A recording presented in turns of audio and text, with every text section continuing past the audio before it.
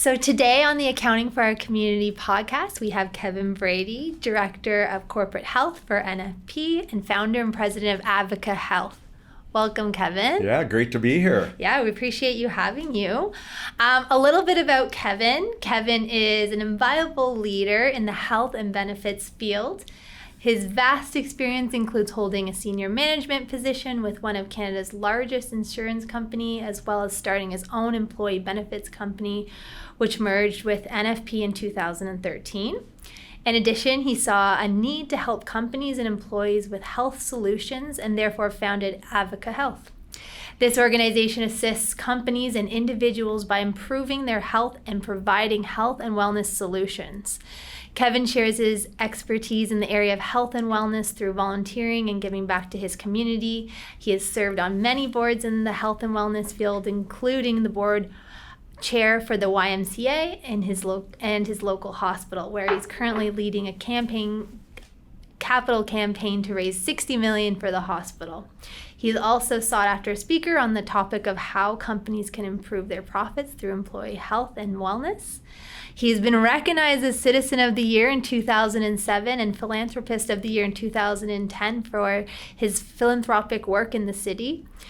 He's also received an esteemed Queen's Jubilee Medal that was awarded by the Queen of England in recognition for being an outstanding community member.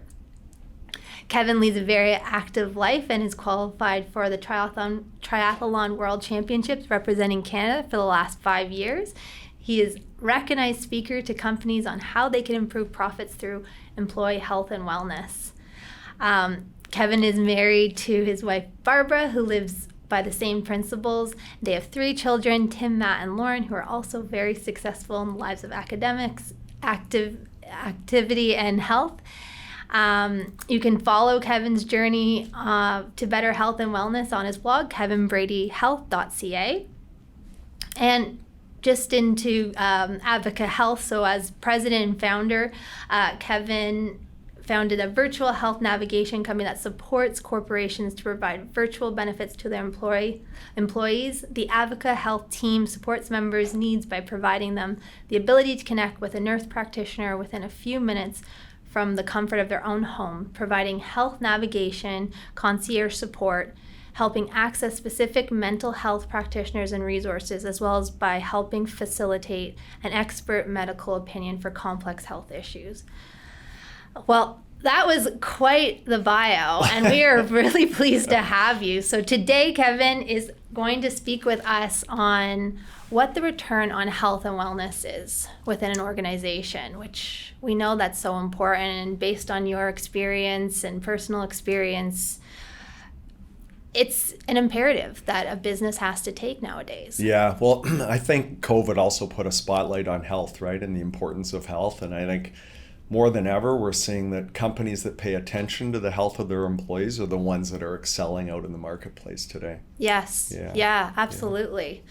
So can you share with me how your personal health journey kind of influenced where you are today and your mindset? Yeah, you know what? It's a great question, and thanks for asking that. But lots of people, you mentioned in my bio that I'm going to the World Championships in triathlon. Actually, I'm going again in a month in Dubai for for my 6th. But so people just assume that I've always been this health, fanatic, and which hasn't always been the case. So, from a health standpoint, I've had what I call a couple of wake-up calls. My first one goes back to May 1999.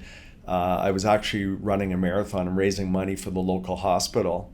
And after that marathon, I'd run 4 other marathons prior to that. And after that marathon, I just wasn't feeling well. And I remember actually going to the medical tent and the doctor just taking my blood pressure, my heart rate, and just saying, "Kev, go home, like you're fine." Fortunately, because I had run a few other marathons, I knew that typically you're recovering, like after, 10 or 15 minutes, you're starting to feel good again. And I was going the other way. So I actually went back to the medical tent and demanded an ambulance. And the last thing I remember is actually climbing in that ambulance at the time with my 8-year-old son, because my wife had gone off to take her other kids to some of their activities. And anyways, the last thing I remember is climbing in that ambulance, and they rushed me to the local hospital, Joseph Brant, and they did all these tests. And in reading the medical reports, it took actually 11 doctors and nurses to tie me down till they could sedate me. And then they shipped me off to a specialty hospital where I was in a coma for the better part of a week, and full life support. I was a ventilator, respirator, basically keeping me alive. Yeah, it was pretty.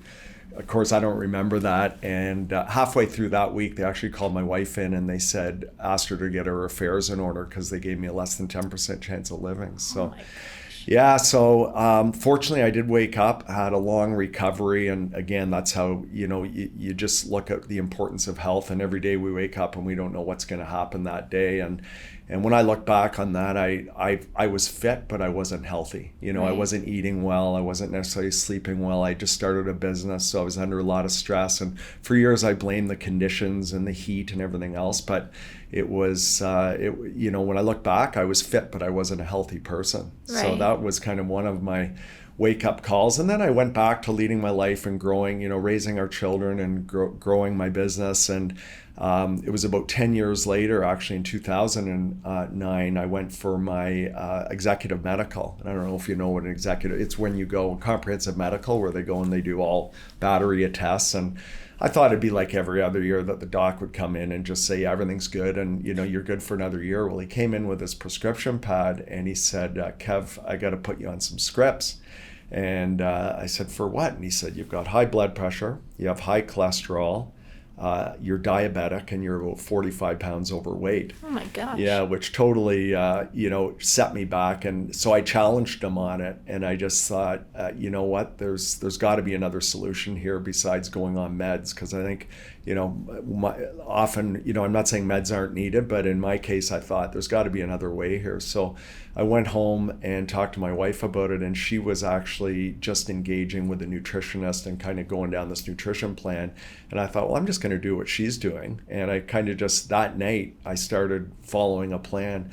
And literally within a few weeks, I started feeling better. I had more energy. I was sleeping better.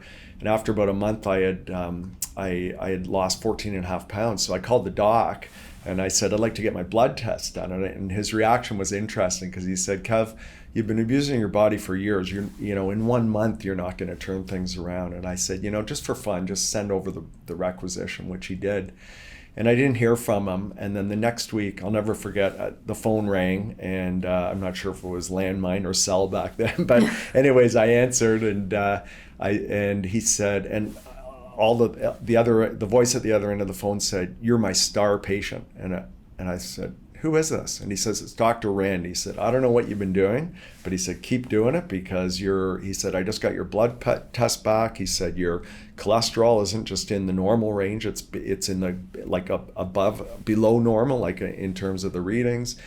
He said, you're no longer diabetic. In fact, you're at the low end of that. He said, and you told me you lost 15 pounds. I'm sure your blood pressure's in check. So he said, whatever you're doing, keep doing it. So that was a real turning point for me. I just thought, if you can change your health around in like basically a month, imagine what you could do if you really dial it in. And that's, I've, for the most part, dialed it in since then. And as you mentioned, I've, managed to qualify to represent Canada the last 6 years for the World Triathlon Championships. So those are very much turning points for me. Yeah. Wow. Yeah. What an experience to have to go through to realize, okay, I need to make these changes, and now look where I'm at now. That's incredible. Yeah, well, and the reason I share those stories is I don't, and I always talk about those because I don't want others to go through what I had to go through, right? Like, you can pay attention to this stuff without being in a coma or without having to go on prescription meds, right? Yeah. So that's kind of my whole message is there are a lot of ways around, that you can work around that stuff. Yeah. Without going to the extreme. Yeah, exactly.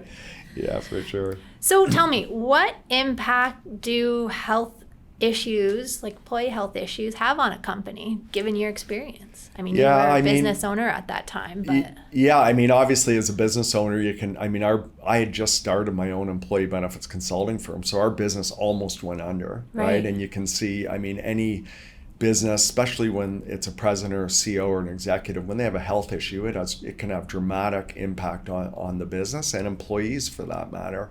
And actually, the reason I started my business, Advica Health, was it was actually a business owner that he had reached out to me because he was having some health issues, and I helped him figure it out just through my connections, and managed to find out that he had stage 1 kidney cancer. But the good news is stage 1, they caught it before it had spread, and this was through some pretty at the time it was revolutionary testing that we had done on him.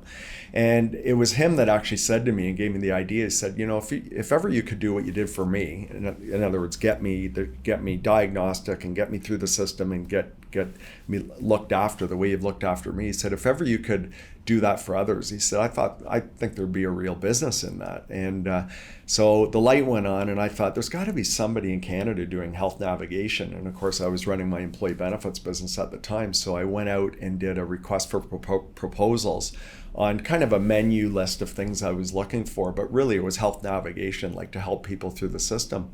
And no one was doing it. Like there was nobody in Canada doing it. And I thought, okay, well, I guess we got to be the company that does that. And that really was the genesis of Advica Health, was to help people, put our arm around people and help people get through the health system and get the very best solutions quickly and efficiently. Wow. Yeah. I mean, I think anyone who's been through the health system can know sometimes it's very siloed. Sometimes it's overwhelming that you don't know where to start. So having a partner, a navigation partner, like you're saying, must give people incredible confidence to be able to kind of navigate that journey. Yeah, it gives them peace of mind. Like they just know somebody's got their back, right? What I always say, it's two things. It's having that feeling that, peace of mind that you're being looked after, but also knowing where to go and what's the next step in kind of their health journey. Yes. Right. And what I always say every day and what we take pride in is we save people's lives every day. Yeah. It's very fulfilling business, let's put it that way. Absolutely. Yeah. Absolutely. And then being able to help businesses provide that to their team, to their employees. Yeah. So how does a company health and wellness program, what does that look like for a business? Yeah, what I'll do, I'd like to maybe just share a client, one of our clients that's been very successful, like yourselves actually. Yes. But I think the first thing that I see that differentiates these companies is they make the health of their employees a strategic priority, right? So they, when you think of strategic priorities, most companies have 3 or 5, and it's often revenue driven or profit. The companies that we see that excel are the ones that make health of their employees a strategic priority. So, and don't just say it. In other words, they don't just put it on a piece of paper and say, oh, this is our priority. They actually, so they draw a line in the sand and say, the health of our employees is a strategic priority. And then secondly, they back it up with the supports, right? So, because it's one thing to say it's a priority, but then what are you doing for me as an employee? Mm-hmm. And the ones that are really successful at it put in things like virtual health, right? So where you can go on your phone and talk to a doctor or nurse within a minute or 2 minutes, right? Instead of going to emergency or going to a walk-in clinic. Right. Just that alone, you think, like I just received over the weekend an email from a president of a company because one of his employees was going to go to emergency at 3 a.m. because their son had like a fever, and do I go to emerge? And then remembered that he had this, virtual health, so he plugged into it. And the note I got from the president was actually a thank you that the employee had sent the president saying, thanks for putting this in. I almost remember I didn't have it. I used this service and it saved us going to emergency, right? Wow. So you think of that, or, as I always say, every single day there's employees that are not at work because they're at a walk-in clinic or emergency. So, to have those types of supports, to have health navigation, if it's more than just an episodic situation where they just need a prescription or something, but they need, let's say, imaging or to see a specialist or to get an MRI or that type of thing, that type of support to help through the system. And then the third big one that we're seeing is access to mental health support. Yes. you probably read the stats because it's like every day in the paper now, but the average wait to see a psychiatrist right now in Canada is over 6 months. Yeah. Right? Which is, you think if people can't get treated for 6 months, so access to a good mental health network that can help you navigate towards not just psychiatrists, but social workers, psychologists, like whatever the right specialty is for that person. Yes. Right. So I guess to summarize, the most successful companies we see, they make health a strategic priority, and then back it up with those types of services for their employees. Yes. Yeah. Wow, that's super important. Like you've done. Yes. Yes. No, SV Partners is a big advocate for Advica Health, and I know just chatting with colleagues that it's being utilized, which is excellent. Yeah, right? Yeah. And that's what we want, right? That's the whole idea. Yeah. Right? Yeah. And that's wonderful. Yeah. So tell me, what is the return on investment for implementing a successful health and wellness program? Yeah, that's an interesting question because we get asked that all the time. And I would say it varies significantly by company. Mm-hmm. A lot depends on how much what I said earlier, how much the management really backs that type of program. But the average ROI that we see in the industry for a health or wellness program is 300%. So, wow. You spend $1,000, you're going to get $3,000 back in ROI. And where we really see the significant gains for a company is reduced absenteeism. And you just think of it from a common sense standpoint. If people don't have to, let's say, go to a merge or go to a walk-in clinic, then they aren't missing work, right? Like I remember when our kids were young, our daughter used to, once a year need a prescription for bronchitis or something, and we knew what we needed, but she would get sick, and then my wife and I would say, okay, what's your schedule look like? What's my schedule look like? And then we decide who was going to take her to the walk-in clinic, and we'd spend a couple hours and then get her the prescription we really needed. Well, the fact that you can go on your phone and get that right in real time, right, in a minute or 2 minutes, and then get your prescription delivered to your home even, right, which is what's available now. I mean, that's just from a common sense standpoint, it's going to reduce absenteeism. The other thing we see is a significant reduction in disability claims. Okay. I'll ask you a skill testing question. What do you think the average wait time is right now in, I'll use Canada, from the time you see a doctor until you see a specialist? And this could be any specialist. What do you think the average wait time is? I'm going to say 6 months. Yeah, good guess. It's 25.6 weeks, okay. Right? So half a year. Yeah. So, and you think of the waiting period of most disability plans is 4 months. Right. So if a person can't even get to see their specialist to determine even what's the matter with them, right, for 6 months, then they're going on disability, right? Yes. So what we see over and over again, companies that put in this type of program, just a significant reduction in disability costs as well. To share a story, we have one of our clients that on the benefits side, when we went to market, we could never get a quote from any insurance carrier because their disability claims are so high. And then they put in our program actually, and they had over 5 years, they had a 92% reduction in disability costs. Wow. So you think that's savings to the company, right? Yes. And then, but meanwhile, they're really supporting their employees and have healthier employees as well. Yes. Right. It's a real success story. Right. I mean, it's a win-win. It's very much common sense to create a culture of health. Yeah, exactly. Right? It's not just, it's for your business health as much as it is for your personal health. Totally. Yeah, 100%. It's the right thing to do, but it also translates into financial results for you as a business. Absolutely. Yeah. So how does an organization turn employee health into a competitive advantage? Yeah, well, I would just say, first of all, you think of employees like, if you have healthy employees, they're engaged employees, they're more energetic, they have more energy, they're probably doing a better job serving, your customers. So just again, from a common sense standpoint, it just makes a lot of sense to have a program like that in place, right? Yeah. You just think of any business and how engaged the employees are. And I would say if you from day to day, when you look at businesses and you look at the successful ones, they are ones that really look after their employees. Yes. And really pay attention to employee health and build a culture of employee health. We recently hosted a across Canada webinar workshop for presidents, COs, and vice presidents of HR right across Canada. And one of the vice presidents of HR for a national company, he came up with this term, which I thought was interesting. He called it beyond benefits. Yeah. And he said, the old model of benefits like life, LTD, standard health, standard dental just isn't cutting it anymore.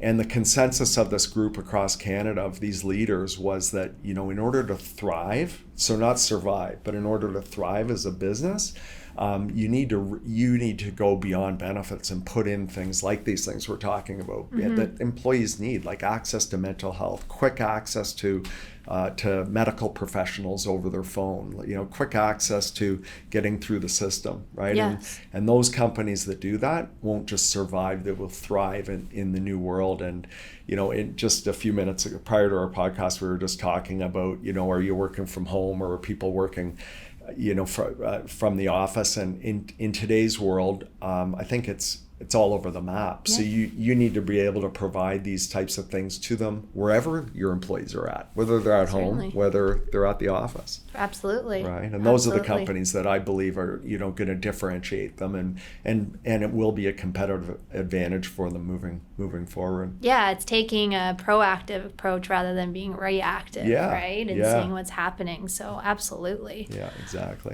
Now, what would be some actionable next steps for implementing a health and wellness program in your organization? Yeah, so, the first thing, as I said, is make health a strategic priority. And don't just say it. Don't put it on a piece of paper, where it goes in a mission or vision statement and then it goes in some cupboard somewhere. Actually draw a line in the sand and say, what, the health of you and your family is the most important thing to our organization. We have one of our clients, president and CEO, that he meets with every new employee once a month as they come on. And he just reiterates that the health, your health and your family's health is our number one priority. Wow. And when I asked him about, why is that so important? He said, if we look after them and their family, they're looking after us. And I thought, that's so simple, right? Yeah. And he said, and it's not profits, it's not revenue, it's not, all that's important, but his point is, if I look after you as a person and look after the health of you and your family, you're going to give me everything back in return, right? So I would say step one would be, make health, the health of your employees a strategic priority. And then number two, put the supports in place that I talked about, things like, again, virtual health, health navigation, access to mental health. Put those supports in, whether you have an organization like that does that today, or you don't. If you don't, go out and find one. And we'd, of course, be happy to help any of your clients down that road. And then the third point is to communicate it, right? So communicate what you're doing for your employees. So it's one thing, again, to set it as a strategic priority. It's another thing to put the supports in place, but you also then need to remind employees of it on an ongoing basis, because employees forget, right? Yes. You introduce something like that, and you've probably found that, and then somebody will say, oh, I was at the walk-in clinic. Well, why didn't you use Advica Health? Oh, I forgot we had that, right? So you need to continually remind employees of it too, and the good that you're doing for them. Certainly. Right? Yeah. Certainly. No, Yeah. that's a great tips. Are you seeing in the marketplace currently more organizations being readily wanting to adopt these types of health and wellness programs? Is there still resistance? Yeah, no, you know what? There isn't resistance. I think a lot of this that I talk about, to us, it's kind of, it's been around for a while, but for most companies, like there's less than 20% of Canadian employees even have a virtual health program today. Really? Yeah, so it's still early adoption. Like when I go out and talk to groups across Canada, I figure everybody's heard of it. Yes. Most people say, what? You can actually go on your phone and talk to a doctor and get a prescription? And so once organizations find out about it, there's amazing uptake on it, because I think at the end of the day, employers want to do what's right for their employees. Yes. And also, if it financially helps the business, right? Yes. Even more reason to do it. So you're being a great employer where you're looking after your employees, you're building a culture of trust and looking after the health of them and their employees. And meanwhile, you're improving the profitability of your company. Absolutely. Right, at the same time. So what we find is it's just getting the message out there. Right. And the other thing is these, when we talk about these programs, the people go right to cost, and they think it's super expensive. Most of these programs I talked about today are like, 1/10 or 1/20th of the cost of even an employee benefits plan. Wow. A lot of these programs we're talking about you can implement for, $3 or $5 or $8 a month per employee, depending on what type of program you have. So, so we are, to answer your question, yeah, we're seeing a lot more uptake in the marketplace, and I believe we'll be sitting here a few years from now, and it won't be 20% of the population that has it. It'll be 80% of the population that has these types of programs. Yes, no, that's exciting, and I think going through the pandemic, if anything, people learn to value even more is their health. Why was our health was at risk? I know. And you know what? We think we're through the pandemic, and we likely are, but it's still here, right? Yes. So, yes. Well, thank you so much. Is there anything, insights, words of wisdom that you'd like to share with our listeners today? Yeah, the last thing I'll just say is look after your own health. How can you be good to others if you're not looking after yourself, right? And I've an expression that somebody taught me along the road was, because often I hear that working out or looking after your health is selfish, and I actually think it's selfless, right? Because if you look after yourself, you're going to be a better spouse, you're going to be a better father or mother, you're going to be better to your employees, right? So, just all I would say is make your health your number one priority. Yes. That's great words of wisdom. And if anyone needs a reminder, Kevin authored It's Never Too Late to Be Healthy. So, you can start your health journey today. It's never too late. That's right. It's never too late. And get started. Awesome. Well, thank you so much, Kevin. Okay, Brittany. Thanks so much.